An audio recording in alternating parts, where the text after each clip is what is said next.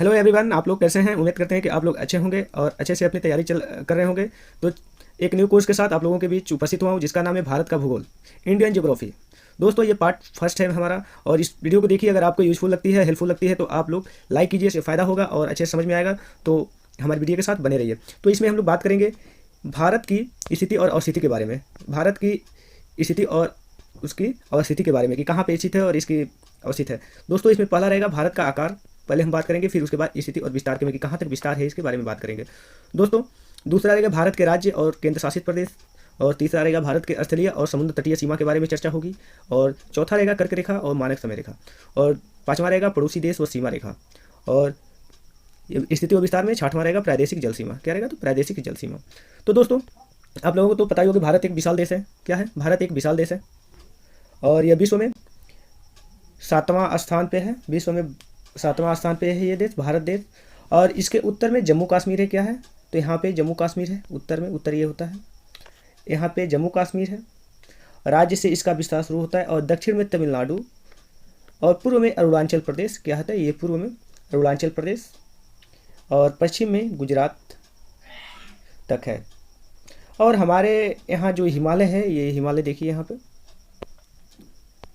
हिमालय जो है, ये हिमालय यहाँ से यहाँ ऐसे आता है।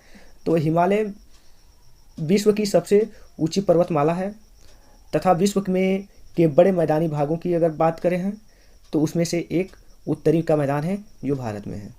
दोस्तों, चलिए इसके बारे में हम लोग डीप से थोड़ा जाते हैं, पढ़ते हैं।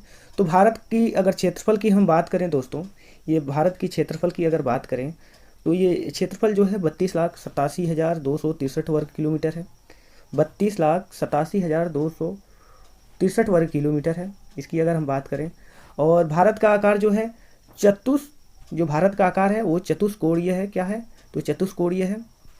और क्षेत्रफल की दृष्टि से भारत का 7वां स्थान है, ये तो आप लोगों को बताया ही गया है। चतुष्कोणीय दोस्तों, देखते हैं ये 4 कोण ऐसे होता है, चतुष्कोणीय है।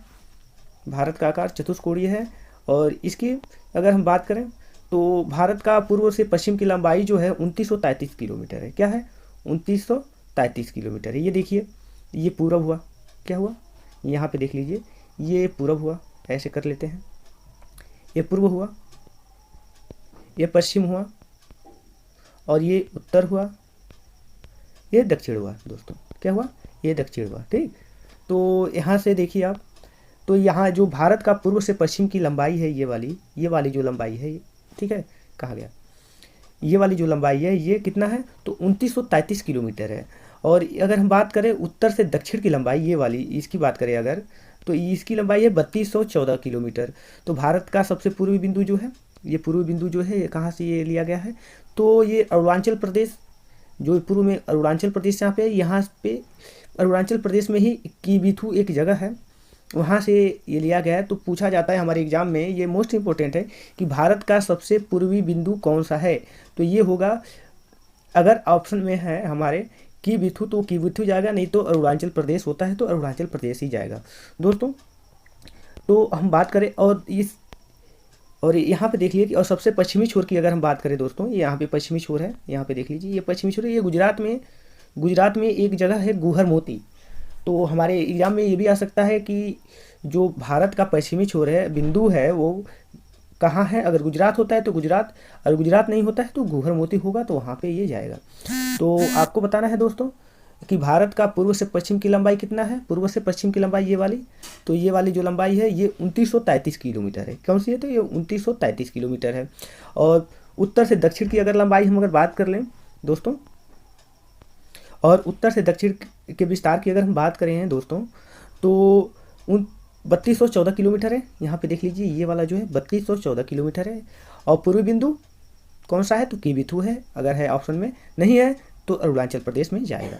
और अगर पश्चिमी बिंदु की अगर हम बात करें, भारत के पश्चिमी बिंदु की, तो वो है गुहर मोती। क्या है? तो गुहर मोती। तो दोस्तों, भारत के दक्षिणतम बिंदु की अगर हम बात करें, ये वाला जो बिंदु है, दक्षिणतम बिंदु ये होता है, यहाँ पे है दक्षिणतम बिंदु। बात करें अगर, तो दोस्तों इसमें 2 चीज़ें हैं। एक तो हमारे धरातलीय सीमा से अगर बात करें दक्षिणतम बिंदु का, तो वो कन्याकुमारी है। और अगर द्वीपों को लेके अगर बात करें, द्वीप को लेके, तो वो होता है जो पेगमिलियन द्वीप पे है, निकोबार द्वीप पे है। वो है इंदिरा पॉइंट। कौन सा है? ये इंदिरा पॉइंट है, यहाँ पे है इंदिरा पॉइंट, पैगमिलियन द्वीप पे स्थित है। और दोस्तों सबसे उत्तरी बिंदु की अगर बात करें तो उत्तरी बिंदु जो है इंदिरा कॉल है, जो जम्मू कश्मीर में स्थित है। जम्मू कश्मीर में इंदिरा कॉल स्थित है। दोस्तों आगे चलते हैं, देखते हैं जो दोस्तों ये दक्षिणतम बिंदु है, दक्षिणतम बिंदु है वो यहाँ पे देखिए, जो दक्षिणतम बिंदु है वो भूमध्य रेखा से 876 किलोमीटर पे है। क्या है? दक्षिणतम बिंदु जो है भूमध्य रेखा से 876 किलोमीटर है। और प्रायद्वीपीय भारत का दक्षिणतम बिंदु क्या है? अभी आपको बताया है, तो ये है कन्याकुमारी। क्या है? तो कन्याकुमारी है। और भारत की स्थल सीमा की कुल लंबाई, स्थल सीमा की लंबाई जो है, स्थल सीमा क्या होता है दोस्तों? जो स्थल से जुड़े हों। स्थल सीमा की लंबाई 15,200 किलोमीटर है। क्या है? तो 15,200 किलोमीटर है जो स्थल सीमा की लंबाई है। स्थल सीमा की लंबाई जो है वो है। दोस्तों इसमें अक्षांश और देशांतरीय की अगर बात करें तो अक्षांश जो होता है उसकी अगर बात करें, जो जिसे लेटीट्यूड कहते हैं और लॉन्गिट्यूड कहते हैं। तो दोस्तों ये जो हमारे ग्लोब पे आप लोग देखे ही होंगे, जो हमारा ग्लोब है उस ग्लोब पे जो खड़ी लाइनें दिखती हैं, ये जो खड़ी लाइनें दिखती हैं उसे बोला जाता है देशांतरीय। और जो आपको ये लेटी लाइनें दिख रही हैं, ये वाली जो लाइनें हैं, ये वाली जो लाइनें हैं, ये अक्षांशीय विस्तार है। क्या है? ये अक्षांशीय रेखा है। तो दोस्तों ये जो होता है, अभी आपको बताया है कि जो धरातलीय है, ये यहाँ पे देखिए, जो भारत की स्थल सीमा है, स्थल सीमा आपको ये दिख रहा होगा कि यहाँ से ऐसे ऐसे करके जो स्थल से जुड़े हुए हैं, इसकी जो लंबाई है 15,200 किलोमीटर है। क्या है? तो 15,200 है स्थलीय सीमा की कुल लंबाई। और अगर तटीय भाग की अगर बात करें हम लोग, तटीय भाग ये जो यहाँ से समुद्र आपको दिख रहा है, अरब सागर दिख रहा है, हिंद महासागर ये दिख रहा है, तो इस तटीय भाग की अगर बात करें तो 7516 किलोमीटर जो है ये तटीय भाग की लंबाई है। तो मुख्य भूमि की तटीय लंबाई जो है 6100 किलोमीटर है। मुख्य भूमि ये जो हुआ, ये मुख्य भूमि ली जाती है। और अगर द्वीप को, ये वाला जो द्वीप है, ये द्वीप अगर मिला लेते हैं इसमें, हम लोग द्वीप को पूरा मिला लेंगे तो ये 7516.6 किलोमीटर होगा। क्या होगा? तो 7516.6 किलोमीटर ये होगा अगर हम लोग ये द्वीप को लेते हैं। तो अगर केवल हम लोग मुख्य भूमि की अगर बात करें तो 6100 किलोमीटर है। और दोस्तों इसकी जो ये वाली देख लेते हैं, यहाँ पे जो ये GMT है, ग्रीन मीन टाइम, वो 82.5 अंश पे, 82.5 अंश पूर्व देशांतर से, ये देखिए ये जो है 82.5 अंश पे ये जो आपको रेखा दिख रही है देशांतर, ये माना क्या है? भारत की मानक यमुनोत्तर माना जाता है। यहीं से आपको टाइम मिलता है। और भारत में जो मानक समय लिया गया है वो उत्तर प्रदेश में एक इलाहाबाद जगह है जिसे प्रयाग के नाम से जानते हैं, वहाँ पे एक नैनी जगह है, वही नैनी से ये लिया गया है जो भारत का मानक समय है। और 82.5 अंश से ये लिया गया, पूर्व देशांतर से लिया गया है। तो इतना आपको पता होना चाहिए। दोस्तों आगे देखते हैं, आगे इसमें क्या है। दोस्तों यहाँ पे देख लीजिए, आपको दिखाते हैं कि लॉन्गिट्यूड और लेटीट्यूड। तो ये दोस्तों ये लेटीट्यूड है, यहाँ पे आके देखिए, ये देखिए ये लेटीट्यूड है दोस्तों। ये आपको दिख रहा है, ये जो दिख रहा है कर्क रेखा है। और ये बीच में जो दिख रहा है इसको भूमध्य रेखा क्या कहते हैं? ये भूमध्य रेखा या विषुवत रेखा कहते हैं। और इसके 23.5 अंश ऊपर जाने पे, 23.5 अंश ऊपर जाने पे कर्क रेखा है। क्या है? एक कर्क रेखा है। और 23.5 अंश नीचे आने पे, बीच वाली लाइन से जो दो भागों में बांट रही है विषुवत रेखा, इससे नीचे आने में, मतलब कि दक्षिण की तरफ आने में 23.5 अंश आपको मिलता है मकर रेखा। क्या होता है? मकर रेखा। तो दोस्तों अगर इस तो दोस्तों ये कर्क रेखा 23.5 अंश ऊपर भूमध्य रेखा से। और ये अभी आपको बताया गया कि जो हमारा, यहाँ देख लीजिए, जो दक्षिणतम बिंदु है हमारा, उससे जो भूमध्य रेखा की दूरी है वो 876 किलोमीटर है। और ये अगर इसके विस्तार के बारे में एक बार हम बात करें तो ये देख लीजिए,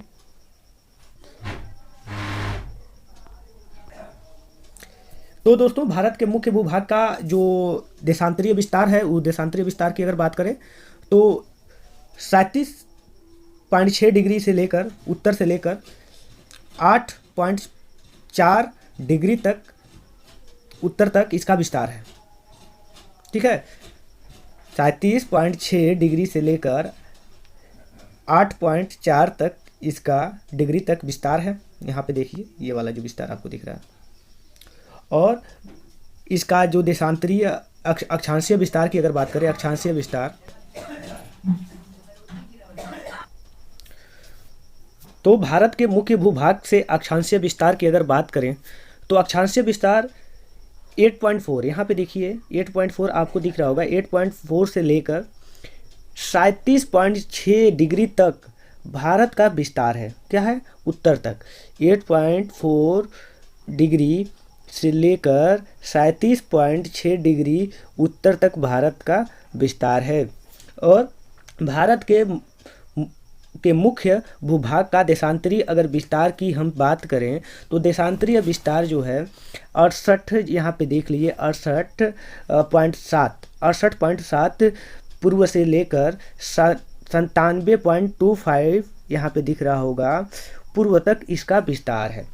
तो और जो ग्रीन मीन टाइम है GMT जो है वो भारत के यहाँ पे देखिए 82.5 अंश देशांतरीय से लिया गया है।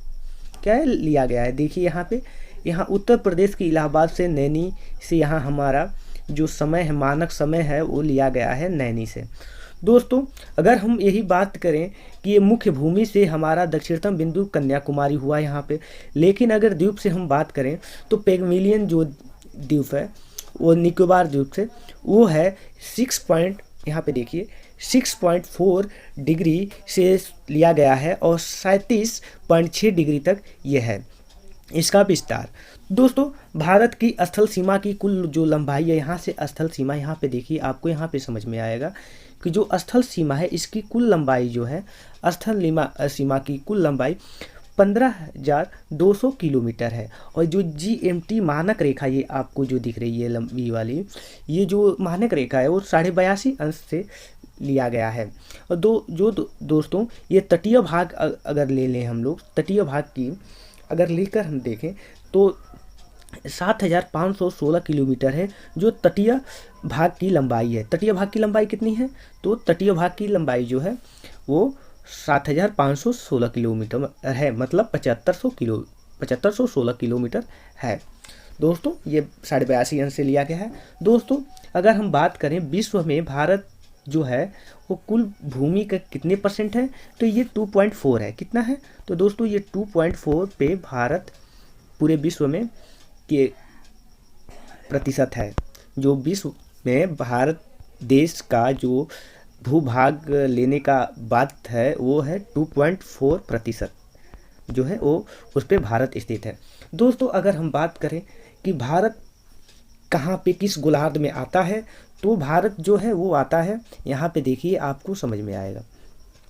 देखिए यहाँ पे जो भारत आता है, यहाँ पे देखिए वो आता है पूर्णतः वो उत्तरी, यहाँ से यहाँ पे 2 भाग हो गए, तो ये उत्तर हो गया और ये दक्षिण हो गया।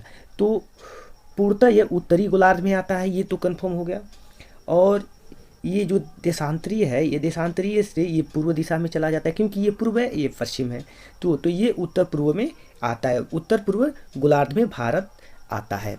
और जो ये कर्क रेखा है, ये कर्क रेखा 23.5 अंश, जो ये विषुवत रेखा है, ये इसको भूमध्य रेखा भी कहते हैं। यहाँ पे जो विषुवत रेखा है ये वाला, ये जो विषुवत रेखा है इसको हम लोग भूमध्य रेखा भी कहते हैं। इससे 23.5 अंश ऊपर जाने पे कर्क रेखा मिलती है और 23.5 अंश नीचे आने में विषुवत रेखा से वो मकर रेखा मिलती है। दोस्तों मुझे उम्मीद है कि आपको ये वीडियो अच्छी लग रही होगी।